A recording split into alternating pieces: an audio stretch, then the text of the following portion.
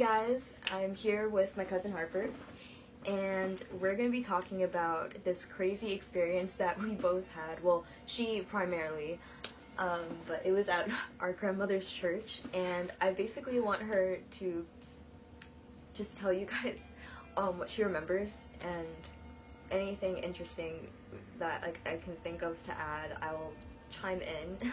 But yeah. Okay, so her church is in West Virginia, and it's a non-denominational church. I was raised Methodist, and so I have experience with that. However, when I go to this church, automatically it was a very different vibe, and it was huge. So the church is giant, and I walk inside, there's a gift shop and a full-size car just in like the lobby, and there's And a grand piano. And this playground like you like the ones at McDonald's, like with the tubes and everything. And I just had never seen a church like that before, so I was confused. But then we go into the sanctuary, I guess, and that's also like this huge stage, like you're at a concert venue or something. Like the whole stage lights up. It has so many special effects. And so I was like, okay, that's cool. Automatically, there's just like a very different vibe. Like at my church growing up, it was like you kind of wear like nice dresses or suits, or just like sort of like very like kind of uptight a little bit, and I always felt like I had to behave myself. But here everybody was wearing jeans and t-shirts and very relaxed, and everybody was like kind of riotous, loud, greeting each other, Hugging each other, even if they don't know you. Sort of normal, not anything too out of what I was used to, except the preacher was very casual and just like a conversation kind of, but it was really long. Like the service was a lot longer than anything I remember. We were there for like 4 hours. Whereas usually I would go for like a 30-minute to 1 hour service at my old church. But one of the things that I noticed right off the bat that was very different was they were singing in the choir just like any other church, basically, I guess. And then people both around me and in the choir on stage started speaking in tongues. Granted, that was my first experience with anything like that, so I had no idea what was going on, and I thought that these people were having seizures or something. Like, I didn't know what was happening at all. And I was just really confused. Me and my little sister, and I guess it was normal for everyone around us, so no one else was questioning it, and we thought we were like going crazy or something. And it was very like, you could feel the vibes of everybody in the air, and everybody was just so into it. So we were like, okay, and I don't know, it almost sounded like they were speaking different languages and stuff. But then all of a sudden, like, something in the air changed, and all of these kids, especially like younger people my age, like high school, middle school, even little kids, started running out of the sanctuary, and I didn't know where they were going because I wasn't used to this church. And then I see up on stage there's like this high up platform, and I see the kids starting to emerge from the stage up on this high platform, running out and greeting like a preacher, the person like holding the kids and like dunking them down. They would re-emerge all wet, and I was like, okay, they're getting baptized. But it was like people running, I guess, up some stairs somewhere. Do you remember seeing me get baptized? And then Taylor did, and I saw her like run out, and she was just like, bye guys, and like, I just need to explain what happened with that. So basically, no one was getting baptized. I think I was one of the first people to get baptized because random lady was like, God wants you to get baptized. And I had just gotten back from church camp, so I was like, if God wants me to get baptized, I'm gonna go do it. So I went with my other friend who wanted to get baptized with me, and I remember when I got up there, this is my first time being baptized, and these are the only two things I remember. I remember looking down and seeing a wave of people running towards the stairs. Harper looking bewildered. That's already two things, but the third thing that I remember is I had an e.l.f. eyeshadow primer on, and I remember I went under the water and I came up and my makeup was perfect still. Like, I remember that. I was like, thank you, Jesus. I'm not getting paid for this advertisement. I want to preface this sort of, I told my friends that she was agnostic because I wanted her to see all the crazy stuff that I had been seeing, like healing, speaking in tongues, and like actually get proof and like not think that these people were crazy. Like, I wanted her to just like see something valid. I hear tell that all the young folks are upstairs. After getting baptized, I guess they're, I don't know, drying off. I don't know. So I take my little sister because I needed moral support for this. So we march up the stairs, and all of a sudden at the top of the stairwell there's this huge gathering of people, like a circle of people, and it looks like, I don't know, like they're all doing something, like a campfire, but it's like in this church. And so I walk over and I kind of like look through this huge crowd of people, and there's somebody lying down on the floor, and everyone has their hands on this person, and they're all saying, like, some are speaking tongues and some are saying distinctly, like, in the name of God, heal this person. Which, that's fine. Like, if that's your thing that you believe in, that's great. I hope it works. But the thing was, as they were praying for this little boy's leg to be miraculously healed, I think they did it, or I don't know, at least they thought that they did. So at church camp, he had his leg hurt, and they healed it, and then we were playing sports, and then he hurt it again. So we were back at church trying to fix it again. So they healed him, and he was like jumping and running in the hallway, like, my leg is fixed. But as this happens, there's such a large crowd of people that this lady, she is praying for the little boy, but as she is praying for him, she falls and breaks her arm. And so Elijah's up and running around, and now she's laying on the ground, and everyone in the crowd that was already gathered is praying for this lady now. Because they're just like, we were just trying to heal, so let's just do it still. Let's just go ahead and heal this one too. And so she has to get, like, taken away, because I don't think it works. She had to go to the ER. Yeah, that. One healing a day, folks. Then they all kind of clear away, like, all the adults go away, and it's only, like, I want to say, like, 10 or less teenagers.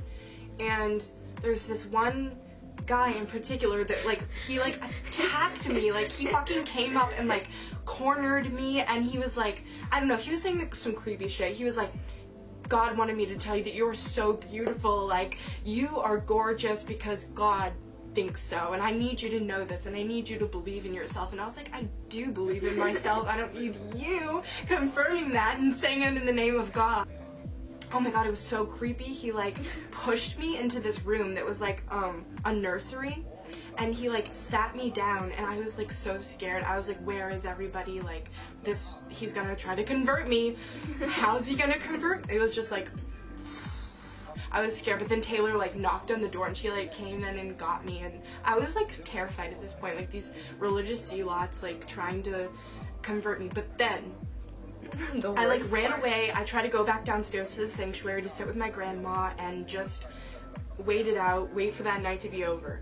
But I'm in the stairwell, and I'm at the top, and all of a sudden, like, I swear, just, like, 7 or 8 of these teenage, like, weird religious people come up and corner me. And I'm just standing there, and it's like one of those horror movies where they, like, gaining on you, and you're just like, slowly like, slow motion. And they were all crying. They had tears coming down their eyes because they were sad because I was going to hell, and they wanted me to be saved, and they were hugging me and touching me, and I'm not a touching person. I don't like to be touched. I really don't. And they were placing their hands on me, touching my head, touching my shoulders, and just, like, getting in my personal space, crowding me. And then Taylor, like, comes in and finds me in this position with all these crazy people around me, and she's like, guys, like, lay off, and I was, like, about to cry. I was, like, having a panic attack. The girl just kept trying to, like, console me, even though I was not the crazy one in this situation. She was touching my head, touching my face, crying her eyes out, like, touching me, hugging me, just getting all up in my personal space. And Taylor basically had to just, like, tear her off me and be like, guys, she's okay, like, she's not, you know, interested in your advances right at this point. Like, I'll try to talk to her, I'll try to work on her tonight. And they like, it seemed to, like, be okay with them at that point. Like, Taylor has me under control. I just have to say, like, I remember distinctly when everyone was, like, on Harper, she was like, you're all crazy, and she tried to leave, and I was dying. Like, I'm not gonna, like, I don't know if I was outwardly laughing or inside. Now it's funny for me, then not so much. Me, like, I don't think it's funny except for just, I think it's funny because of how ridiculous it was, because the guy who approached her came to me and he was like, you know, like, I just gotta tell you, I think that she's into witchcraft. And I really looked at him. I was like, so because my cousin doesn't look like you Hollister ass West Virginia Bible Belt people, you think she's into witchcraft? I had, like, red lipstick.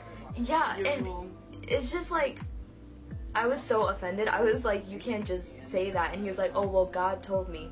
And I bitched at him. I was like, you can't just say God told you something so you can say things to people and think that you are enlightened or you're helping, because if you are hearing this, it's not God, because it's not true. And he cut me off for so long when I tried to basically show Harper in my way, which is I like to give people proof. So we went to the pool in my grandmother's neighborhood, and I guess you didn't wear any sunscreen at all. And she's very pale, as you can see, so she was a tomato. Like, she got really badly sunburned. And I remember I was like, okay, I want to try to heal your sunburn. And she was just sort of like, go for it. And she laid down, and me and her little sister were just, well, her sister was watching me, and I sort of laid my hands on her and prayed, and then I watched, like, we both watched her skin color go from red back to her natural color, and the next day, like, it would take like a week for a sunburn to scab, I would think. The next day, your sunburn was scabbing. It was crazy. You want to believe what you want to believe. You want to believe in miracles, you want to believe in magic and that kind of stuff, and so you make yourself. But it did happen. Yeah. It did happen. I mean, we were all three there. We saw my skin, like, change color, like, not exactly change colors, but, like, fade into my skin color, so. Yeah, and for it to be, like, peeling the next day, like, that never happens, so. The thing about the kid that, like, accused me of being a witch, we, like, made up this elaborate plan because it was a Sunday when we went to church, but then we were gonna go back on Wednesday, and we were like, okay, I'm a witch now, like, I guess I've just accepted my fate. And so we were like, I'm going to fully commit to being a witch, because if you're gonna call me one, so be it. And so we were, like, coming up with these, like, hexes and these, like, potions and all of this stuff to, like, mess with this kid who thought I was a witch. And that's also so, like, this girl didn't accept my advances, she's a witch, like, that's so archaic, like, that literally colonial. like... I was playing Abigail Williams in the Crucible at my school at that point, same time, and I was like, okay, so in this play I'm being accused of being a witch, and in real life it was a good character study, I'll say that. I bet you really played that part. Like... Got a lot of inspiration that week. I'm really sorry that you had to go through that. I just want to say that because, like, I've been laughing this whole time, but it's been because it's just ridiculous. It was weird and scarring, but now I can look back and laugh because it felt like I was tripping on some really weird drug that entire night that made me like the attack of some religious like persecutors. But Yeah, I'm it was okay really now. Like nothing actually really bad happened. These people honestly just believe what they believe, and that's just who they are. Like, what can I do? I'm not gonna like, I don't know, like hate them. It's just how they're raised, probably a lot of them. And Definitely. people need certain things. Some people need their religions, and I'm not gonna ridicule that. Like, if that's just what you need to console you, or what you need to find peace, good. It's when they force it on you that that becomes becomes crazy. terrifying, and you want to remove yourself. Really was like a scene out of a horror movie. And I'll remember that like for the rest of my life. I've told so many people that, like, if I have like a story to tell about when people are talking about like religious whatever, I can bring that up. And it's a good story, and I don't know how many of them believe me whenever I tell them it, but This is proof. I vouch. This 100% happened. If I had it on video, I would insert the clip. I would be like, but me and I my don't. little sister talk about it so much. We're like, did that really happen? I can't believe that really happened. So, I guess we're gonna end the video now, and I hope you guys enjoyed these stories, recollections, and my cousin is not a witch, so. As far as everyone knows. Well, if you call her a witch because she's not into whatever you're into, we're gonna cast a hex on you. Just for the sake of it. Yeah. But she's not Just a witch. to spite you. I'm not a practicing witch, but only for my accusers, my prosecutor. Don't call my cousin a witch.